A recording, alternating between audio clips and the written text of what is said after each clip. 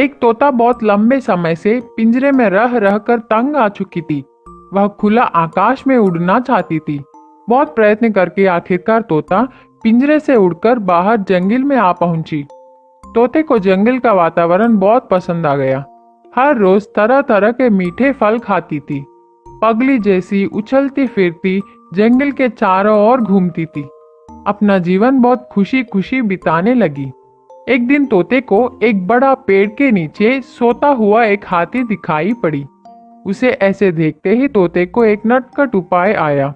चाहे जो कुछ भी हो, वह हाथी को परेशान करके उसे नींद से जगाना चाहिए। बहुत तेजी से पेड़ के ऊपर से नीचे आई।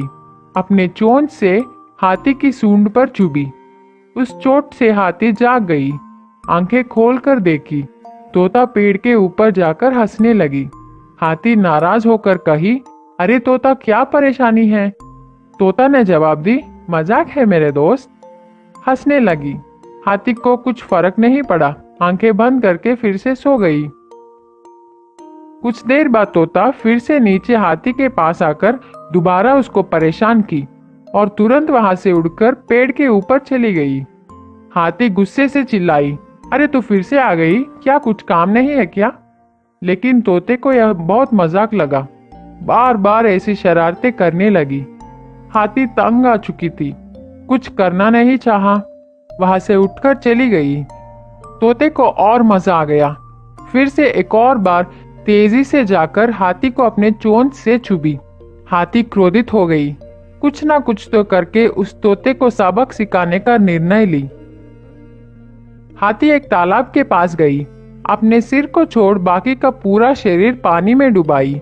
इसको देख तोते को बहुत मजा आया। वह सोची, अरे देखो, मेरे से डरकर हाथी पानी में जाकर छिप गई। खूब हंसने लगी। फिर से तोता वहां जाकर हाथी के ऊपर बैठ गई। हाथी को छुपाना चाहिए। हाथी को पता था कि तोता आएगी, इसलिए उसने पहले से ही अपने सूंड में पानी भरकर रखी। तोता चुभने ही वाली थी, इतने में हाथी ने पानी को झटके से तोते पर झोंकी। तोते को बहुत जोर से लगा। तालाब में गिर गई। जान के लिए तड़प रही थे।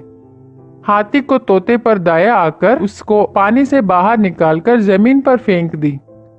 तोते ने हाथी से क्षमा मांगी। उसको बहुत अच्छा सबक मिला। हाथी जोर से हंसकर वहां से चली गई। अब तोते को बड़ों और छोटों के बीच अंतर पता चल गया।